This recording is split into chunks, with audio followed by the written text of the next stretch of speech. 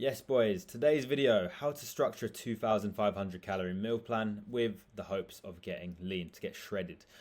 I've gone for 2,500 because I believe it's a good ballpark figure. You know, it kind of covers the majority of people. If I went 2,000, we'd be leaving out the guys who are perhaps taller and carrying a little bit more body fat, who are a bit heavier. And I think 2,000's not a really good place to be at in terms of calories anyway. So 2,500 should cover the majority of people. Now, again, if you obviously want to take some bits from this, you can just simply reduce the volume and quantities of the foods I talk about. But the main kind of idea of this is to give you the information and teach you really how to actually structure a meal plan, how to actually create a nutrition plan that works and is designed for cutting, which kind of makes sure you're managing your hunger levels and actually allowing for adequate nutrient absorption, protein consumption, all of the above. And I'll kind of walk you through every little step as we go. So we'll get stuck straight in. So just a little disclaimer, this may not necessarily be for you. Like, at the end of the day, if you're going to be in a deficit, it really depends on kind of how much you weigh, how tall you are, your level of activity. So really, you might need to be consuming around 2,000 to 2,800 calories. The way you simply gauge this is dependent on kind of where you are in your journey, but you would simply go to a TDE calculator or use your Apple Watch or Whoop Band if you have one and work out kind of your maintenance calories. These are the calories that will pretty much tell you what you need to maintain your current level of weight. You then manipulate that data and simply just remove 200 calories or so to put yourself in a deficit, which essentially means you are consuming less than you burn on a given day. Therefore, your body has to tap into extra sources for energy, which are your fat stores. So that's kind of what a deficit is. And I'll give you an average meal plan, assuming, let's say, your maintenance levels are 2,700 and you therefore need to eat around 2,500 to put yourself in a starting deficit. This video is for you. And if you are someone who has a bit of lower maintenance calories or perhaps wants a little bit less, then you just simply need to remove some quantities and play around a little bit more. I can't accommodate everyone here, but this should give you a lot of information and help you out. Now, let's talk about actually determining calories and macros, because there's a lot of confusion and misinformation about this.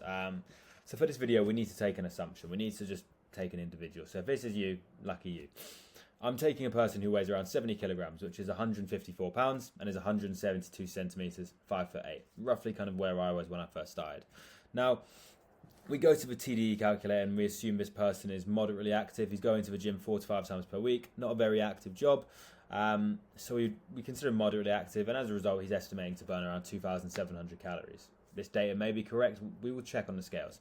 But he wants to go into a deficit. So what we do, first off, is we organise his calories as such. We want to put him in a smaller deficit. So 200 calories per day would put him at 2,500 on a training day. And then we would basically reduce the calories a little bit further on a rest day. The reason why is because we're obviously burning less calories on the days where we're not training.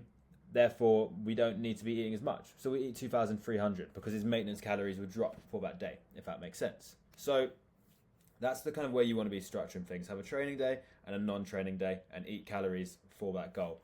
And this may sound a little bit complicated, but there's around 7,700 calories in 2 pounds of fat, 1 kilo roughly. So what you're trying to do, right, is trying to basically put yourself in a deficit and kind of understand, like, right, when are we going to be hitting those targets? And if you kind of do this and track for scales, that's kind of what you're aiming for, if that makes sense. Now, let's talk about macros, because I think there's a lot of confusion in the industry with ketosis, the carnivore melts, all of these people saying that, you know, you don't need carbs and all this. You do need carbs, and I've made a video on this, but I'll tell you kind of what you want to be doing. So you always want to start with protein and fats, and then carbs are just the rest of your diet. So you only need a certain level of protein and you only need a certain level of fats. And then carbs are what you use to kind of manipulate your diet and change the calories to put yourself in a further deficit. Now, protein, typically would do 1 to 1.2 gram per pound, depending on kind of how serious you are and what level you're at. So 1.2 gram per pound for this individual, that would be 1.2 times 154, which is around 185 grams. Now, this really does depend. If you're someone who's perhaps 200, 300 pounds and is on this massive weight loss journey, it might not make sense to be doing 1.2 grams per pound. It might make sense to go to the lower end, which might be 0.8, and perhaps it might not even be of your total body weight, because if we were to do, 0.8 or 1 gram for a 300 pound individual, they'd be consuming 300 grams of protein. That's pretty crazy. So we can actually bring in the data and the literature that suggests you should be doing it on per pound of fat-free body mass. So you would basically work out your body fat percentage. For example, you're a 300-pound individual and you're a 30% body fat.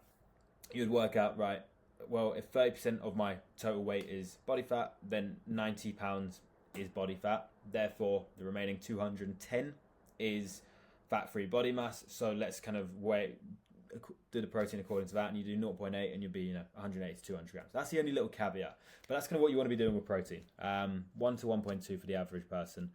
And then fats, right? Fats want to be around 20 to 30% of your total calories. Now, I would never drop under 20%. Fats are really, really important.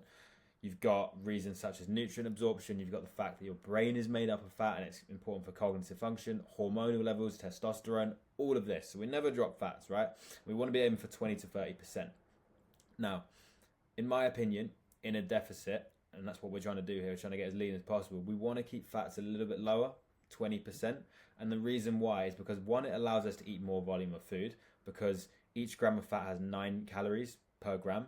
So essentially, you're going to be eating less food and getting more calories. That's why fats are a very useful tool when you're in a surplus. You can eat foods such as avocado, olive oil, nuts, peanut butter, dark chocolate, whatever it is, and you'll pack on calories really easily. But when you're someone who's trying to make the most of the food that they're eating so they're not getting hungry over time, you kind of want to keep fats fairly low. Not to mention, as I spoke about in a recent video, carbohydrates are what's going to help you fuel performance. So we want to keep them as high as possible, especially when our muscle is vulnerable in deficit phase. So fats at around 20% for this individual. So if we do 20, and I've kept all the maths calculations here if you want to actually understand how to calculate things rather than just using a calculator. You can just use a calculator, but if you want to know the maths, here's the maths. So 20% of 2,500 calories is 500 calories, 10%, 250 times 2, 500 calories. And then you would simply do 500 divided by 9, which is 55 grams, I think. Yeah, it is 55 grams. So 500 divided by 9 is 55 grams of fats. If that maths makes sense, let me know. You're simply just working out exactly kind of how many calories you're eating. 2,500. You want 20% of those to be your fats. So 500 calories should be your fat. And if there's 1 gram of fat and 9 calories, then you do 500 divided by 9, you get 55 grams. So now you're having 185 grams of protein, 55 grams of fats. Now the rest of your diet should be made up of carbs. So how do you do this? Well, you simply take 2,500, your total calories, and you do that minus 185 times 4, because it's 4 grams, it's 4 calories in 1 gram of protein and 4 calories in 1 gram of carbohydrate. So you do 185 times 4, and then you plus the 500, which equals to 1260. You do 2,500 minus 1260, and then you take that total and you divide that by 4, and then you work out that you need 315 grams of carbs. So that's how I've basically come to these macros for this individual. He'll be consuming 2,500 calories, 185 grams of protein, which is more than enough, 55 grams of fat, and 315 grams of carbohydrate. And that's what he'd be aiming for on a 2,500 calorie diet. Now, I hope that makes sense. Let's talk about kind of the foods he'd be eating and how we'd actually structure it to make sure that we're getting the most out of diet. We don't want to be having 1 meal per day, and I'll explain this. So this is kind of what I'd do. Now, you can do whatever you want with a meal plan. Like, if there's foods that you don't like, you need to change them. If there's foods that you really enjoy consuming, have them in there. Make sure that you enjoy your diet plan. I like to keep it really, really simple. 1 day on the training day, 1 day on the non-training day. We don't create a load of variations. Why? Because this creates decision fatigue. If there's too many decisions to be made, I might have this for tea, I might have this for dinner, you're going to mess up. Simple as that. So just make 2 meal plans and make sure you love them. That way, you'll never ever get to a point where you're like, I don't want to eat this meal, or like you feel like you're dieting because you have to have a fucking salad. Just like make meals that you actually enjoy, and then it's sustainable, and then you won't have cravings to have shit food, because like the food that you're eating is so much better. For example, if I was like hungover, went on a night out, like I look forward to my protein oats in the morning. They are my favorite meal by far. They are so good. I prefer it to a shitty bowl of like Frosties or Crave or whatever. And that's kind of the relationship you want to be having, you know? So if you can do that, you're going to be in a really good spot. Now, personally, because of protein absorption, I would be aiming for 4 to 6 meals. I'm going to go 6 meals because it's a bit of an extremity, and it just shows you how to do that. I mean, obviously, if you can do 6 meals, you can do much less. But 6 meals is actually easier than you think, and I'll kind of walk you through what I do. Reason why, right? You'll just see kind of the macro splits. You'll notice I'm having protein with every meal, bar this pre-workout meal here. And what I'm having no more than 50 grams of protein per meal. Reason why is because this is kind of allowing your body to be growing and kind of repairing muscle throughout the whole day. If you're consuming all of your protein in one given 1 to 2 hour period because you're having this massive meal because you've listened to Carnivore Cam Melt and he's told you, oh, you only need 1 meal a day. Humans weren't designed to eat 6 meals. Yeah, all right, cool, mate. Sounds good. Well done. But the truth is, protein synthesis, right? Your body needs to actually digest that protein, and it can only digest a certain amount. Think of it as a fuel tank. If you fill the fuel tank past its limit, what happens to the rest? It just leaks and it just goes to waste. And then what happens when you need the fuel later? Well, there's no fuel left.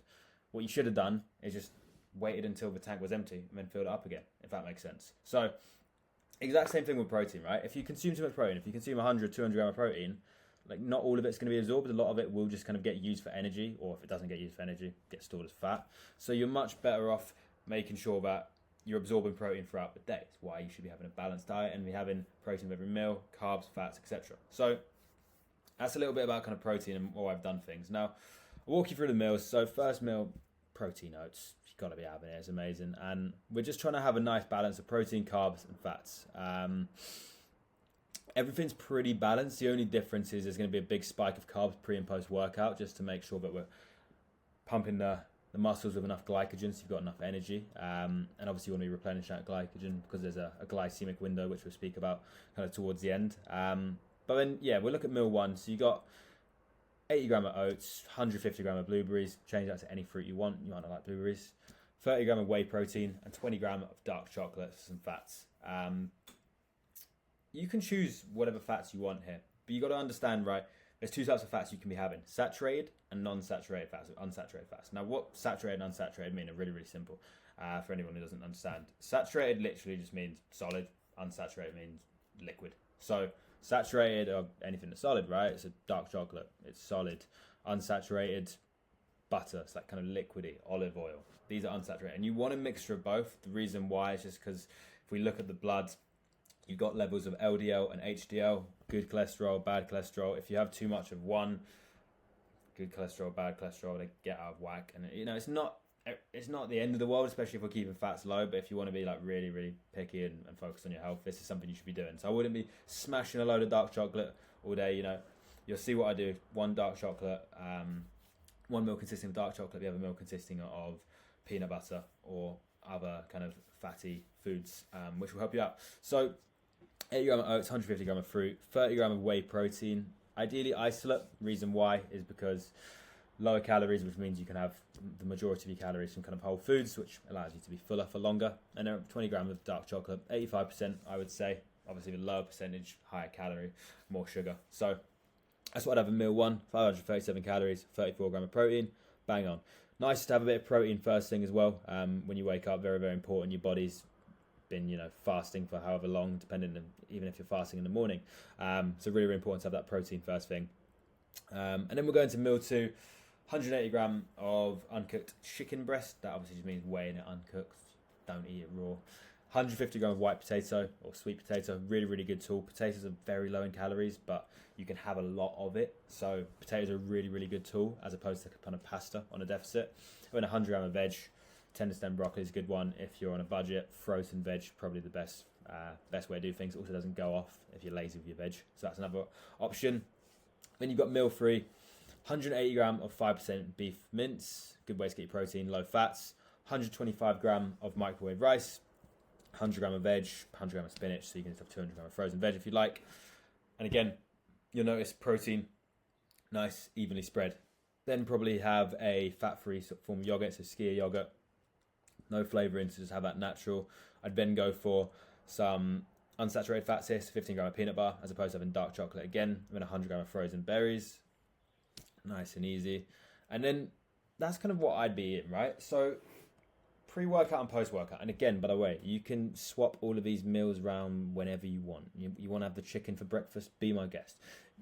You have to be strategic with your timing here and think like, right, if I'm working all day, it doesn't make sense for me to have, you know, this meal for breakfast and all this. Like, it might make sense, right, if I'm working all day, I'll have protein oats in the morning, then I'll probably have this snack because it's really easy to take. Then I can take that in with me and then I go to the gym then, so I take my pre-workout, post-workout, and I have that for dinner. Do whatever you want. If you train first thing in the morning, fuck the oats. Have the pre-workout meal first, then have the post-workout, and go about your day. Then have meal 1, meal 2, meal 3, meal 4. It's very, very flexible. Calories, they can't really tell the time, right? At the end of the day, if they get consumed, they get consumed. Simple as that. The only thing you got to make sure, right, is that you're having your pre-workout, and your post-workout, post-workout. And I'll explain this a little bit now. So you'll see, right, everything else is around 40 gram of carbs. This is pretty heavy in carbs here in the morning, which is also making this kind of good pre-workout meal. But you'll notice that this is higher in carbs. And if we think about basically a graph, I wish I could draw this on, but protein and fats stay pretty stable throughout the day. But carbs, right? Carbs will spike prior to your workout. So if your workout's like here, you want your carbs to like spike here, and then basically come back down to baseline after. Reason why is because you need a lot of glycogen to make sure that you're lifting heavy, you'll be able to train well, and your performance is where it needs to be. So we need to make sure that we've got enough energy there. And then obviously once we finish that session, especially in deficit, we're going to be depleted of glycogen. So we need to replenish that. And the reason why, 1, for general energy levels, but 2, it actually starts the recovery process. If you don't have enough glycogen in your body, you can't really recover as well. That's the anabolic window, right? When everyone spoke about back in the day, the anabolic window, you need a protein shake instantly. There is an anabolic window, and it's not necessarily protein, it's actually carbs. It's the glycemic window. You need to have around 30 grams of carbohydrates within 30 minutes to an hour of working out. So that's why we have this kind of instant big surge of carbs, such as banana, dates. Dates are a game changer. You can have whatever form of carbs you want, but I just find that this is really, really easy to get carbs in without giving you a stitch or feeling kind of heavy. Like you could get these carbs from, a couple bagels, some oats, but that might just sit in your stomach quite a lot. So I have this like 45 minutes prior to a workout. And then what I do, right? So I lift and then I jump on the Stairmaster. So what I typically do, and by the way, sometimes I take the bagel and honey beforehand. Depends what I want to do. But what I do is I lift and then I bring my blueberries in a little Tupperware, and I have my whey protein in a shaker with no water. I'll then basically have the blueberries, fill up the shaker with some water, jump on the Stairmaster, drink that, and that kind of works. It just gives me a little bit of energy, acts like an intra workout as well. 2 birds, 1 stone, and then I'll pretty much come back and have that final meal. That's what I would do. Now, that's kind of the basics of pretty much what you'd be doing in terms of a meal plan. The most important things that you want to be considering is spreading the protein across the day. Really, no more than 60 gram per meal. So don't make the mistake that most people make, which is not having protein per meal and then just leaving it all for dinner and having about 5 chicken breasts. That's silly. And also just thinking about your carb timing, and also making sure that you're incorporating fruit and veg with every meal. You'll notice how much fruit and veg I'm eating. Why? Because it's so low in calories and it fills up your stomach, which means you're going to be actually controlling hunger, not to mention health. You're going to feel better. So that's what I do in terms of a meal plan. Now, in terms of a non-training day, I'm not going to make one there, but I tell you what I do. I would pretty much reduce the calories, right? But the protein needs to stay the same. So what's going to come down? Carbohydrates and fats will go up. So what I might change is I might keep this meal the same, but I might change. So I'll take this meal out and I'll take this meal out, and I'll probably have that meal, take that out because I don't want to be having that. I probably have a higher fat meal, so I might throw in some eggs, some avocado, some salmon here, and I kind of walk you through a generic shopping list of kind of what I'd have that incorporate a lot of whole foods. You'll notice that I don't eat any processed foods. The reason why, my goal is health. I don't want to be consuming any ultra processed food. I just believe it's not the right way. And to be honest, a lot of people tell you, oh, it's convenient and all this stuff, but just like set higher standards. Do you know what I mean? Like at the end of the day, if you want something bad enough, you'll find the time. If you don't, you'll make an excuse. So you can get Milders if you want, but like if you really, really want the best physique and you want the best health, just go the extra mile. Just prepare more food. Like you do have the time. You just need to make the time. Just find some more time to do it. And if you want the top levels of health and the best physique, this is what you'll do. So just have a look kind of at the shopping list. In terms of carbohydrates, we've got bagels, sourdough bread. Ideally we want these whole grain just because of complex carbohydrates as opposed to simple carbs. Nice and simple. Brown carbs as opposed to white carbs. Glycemic index, all this shit, you can look into it. These are my go-to fruits: banana, potassium, kiwi, extra potassium, blueberries and strawberries. Absolutely love them. I mean, frozen berries if you're on a budget. I get these are pretty expensive, so frozen berries are probably better. But these are really nice for your Greek yogurt because no one wants cold berries in your yogurt and it's long, like for it to fall. Honey, get some high quality honey. Frozen veg, tender stem, oats, big one, and then white potato. That's what I'd say. Forgot rice in there. Wouldn't have pasta, and that's what I do in the way of carbs. Fat's literally dark chocolate and peanut butter. We're not fat heavy in a calorie deficit. Perhaps when we're in a surplus, we might incorporate, using a little bit of olive oil and cooking oils here. Might bring in some nuts, but other than that, you don't want to be using them because it's just going to eat up your calories. And then protein, nice and proper protein sources. So we're going to go 5% lean beef mince, chicken breast, egg whites, normal eggs, grass-fed whey protein isolate, high-quality whey protein. You don't want shitty protein because it'll mess up a lot of things such as your gut and your skin and all of this shit, so we don't want that. Skyr yogurt, that's just like the UK version of fat-free yogurt. It's really nice. Eggs, free range, ideally. Don't have any of those cage shit, spend more on them. And then salmon fillets as well. Salmon's really nice, omega-3s. And that's kind of what I'd recommend. You can make it as budget heavy as you want. You can remove certain things. You can throw in smoked salmon if you'd like. You can take away certain fruit and go frozen. Absolutely fine. Take the chicken breast out, make it frozen chicken breast. Whatever you want. It really, really depends. But those are the kind of foods I'd be having. You'll notice there's no turkey rashers. There's no hex sausages in there. None of that shit. Everything's nice and clean. Keep everything whole foods and you'll feel better for it. And not to mention, right, in terms of your protein, 75% of it should be coming from whole food sources. If you're getting it from shitty protein shakes that you're getting from like Tesco or meal deals or trace sources such as pasta and rice, at the end of the day, they're not going to have the essential amino acids that you need to help with muscle protein synthesis and actually grow and repair muscle. So it's not really in your interest. So make sure you're getting 75% of your protein from whole foods. Follow this shopping list. And key supplements, protein isolate, again, lower calories. Creatine monohydrate, massive one, especially because you're going to have lower energy. It's going to give you more energy, which allows you to lift more, which allows you to get stronger, retain more muscle. Vitamin D3, really, really good supplement. Vitamin K2, zinc, magnesium, massive for sleep. Zinc literally cannot be obtained from natural diet, therefore must be supplemented. Omega-3s as well, other than obviously salmon, and vitamin C. There's a lot of research into these. These are the basic ones. Supplements are not a silver bullet. They're just there to supplement your health. I'll give you my reasoning behind each one. Whey protein isolate just acts as a nice way to get your protein in when you're short on time and it's very convenient. Creatine monohydrate obviously allows for a little bit of water retention and just helps you with more energy, more ATP sources in the muscle, which is in turn going to allow you to optimize training performance and essentially maintain a solid base level of muscle when muscle is vulnerable. Vitamin D3, bone health, muscle growth, testosterone, we're deficient in it. It's fucking important. K2 helps with nutrient absorption, specifically calcium, make sure it's going to the right places. So K2 is really important. Zinc cannot be obtained from normal diets and it's really proven to help with your sleep. Magnesium, massive for recovery and sleep. So much studies you want to be looking into. So zinc and magnesium pre-bed. Omega-3s, really, really good for cognitive function, brain health, joint action, muscle growth, everything. And again, very, very hard to obtain. You need them from fish, so just make sure we're supplementing it is really important. And vitamin C for your immune system, pretty important. You can take a multivitamin on top if you'd like, but that's kind of the basics. I take some vitamin E, some vitamin B as well. As for like ashwagandha and shit, don't know, mate.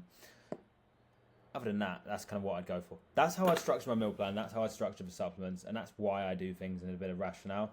I hope that was useful. I tried to make that as kind of informative as possible to give you a little bit of education and kind of understanding why we do things. Because I believe if you understand why we do things, then you actually stick to it and understand the importance of it. If people don't understand the reason why we do things, then they will just do it their own way.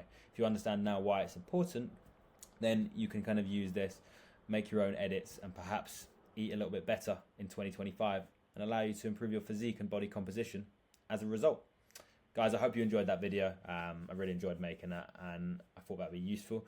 If you are someone who genuinely wants to build their physique this year, I'm going to leave a link to work with me in the description and the comment section below. I'm offering free consultation calls, where I literally come on, sit with you and pretty much kind of walk you through exactly what it is you're doing right now, where you're at with your physique, where you're at with your fitness journey, and obviously what you want to do, where you want to get to. And we're just kind of bridge the gap, pretty much a consultation. We'll just say, right, this is what you're currently doing, this is what you need to be doing, and this is how you're going to get there. This is how we can potentially help. So it's a free call, really good opportunity for you guys. If you are looking for a little bit of help, I will leave that below. Other than that, boys, daily video complete. We'll be back again tomorrow. Might do one on a bulking plan. Who knows? Other than that, have a great rest of your day, and I'll catch you on the next one. All the best.